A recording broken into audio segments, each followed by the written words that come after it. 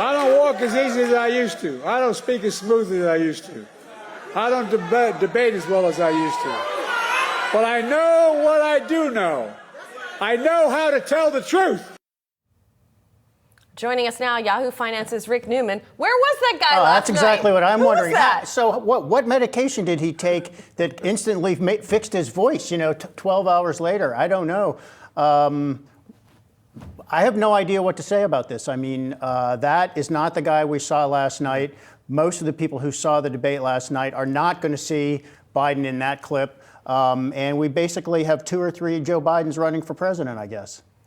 I mean, the other thing is the viewership of the debate last night was down low, considerably. Yeah. But that's not how people watch things anymore. Right, exactly. They watch viral moments. And we all watched earlier the clip that went viral, which was the president's comments about... He just blanked out. Right, I mean, he just lost his train of thought completely. Which happens to all of us.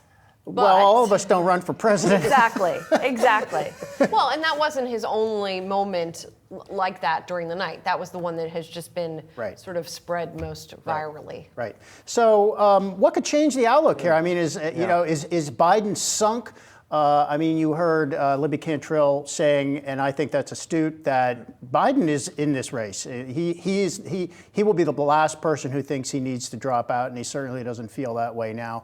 So we were before this debate, we were having a lot of discussion, like watch for surprises in this election, right? Well, we got kind of a surprise, which some people say it's not surprising, but Biden totally crashed and underperformed last night. Obviously, could we have any more surprises? The answer is yes.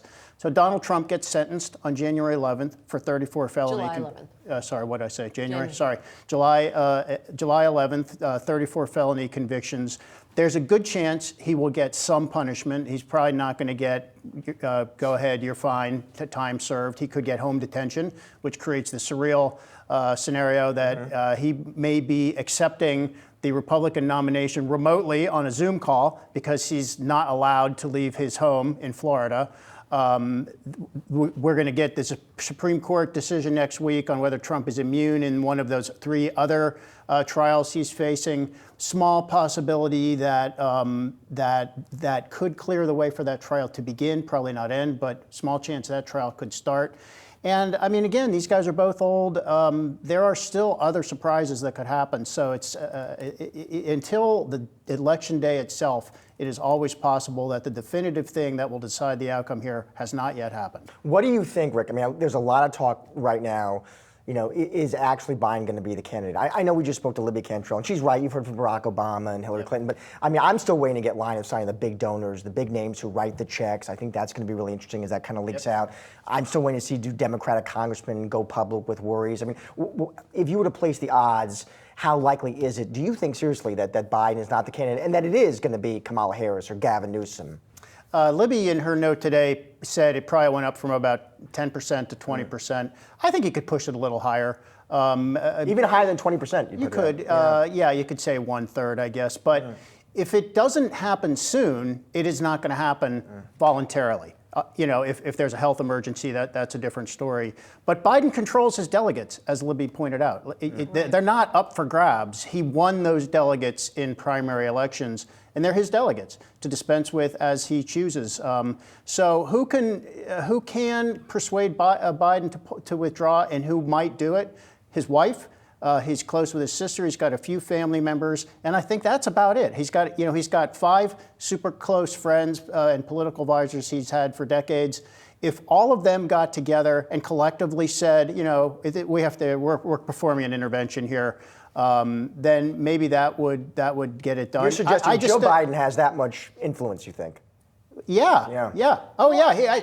And the other thing is, if he did step down and somebody else would run, one of the people you mentioned, the Democratic Party would want a sure thing, and there's nobody else out there. That's another problem. I mean, it's not that Biden is a sure thing either. Yeah, so, Lyndon Johnson withdrew earlier in the year in 1968, and Hubert Humphrey was the vice president, so Hubert Humphrey was stepped in right in as candidate. You assume that Kamala Harris would play that role, except I think there would be instant opposition to her. You'd have immediate jockeying from other people, super ambitious people. We've been going through the list all day, but Gavin Newsom, California governor, Pete Buttigieg, you know, in the cabinet, Gina Raimondo already in the cabinet. These guys are already inside the Beltway. They would be vying, you know, they would suddenly be going after Biden's delegates.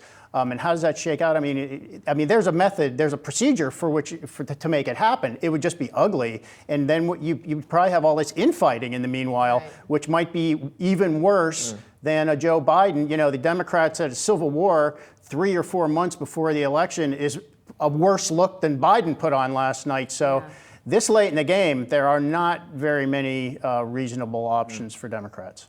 Thanks, Rick. By the way, the comeback theme is already showing up among the Hopium Democrats.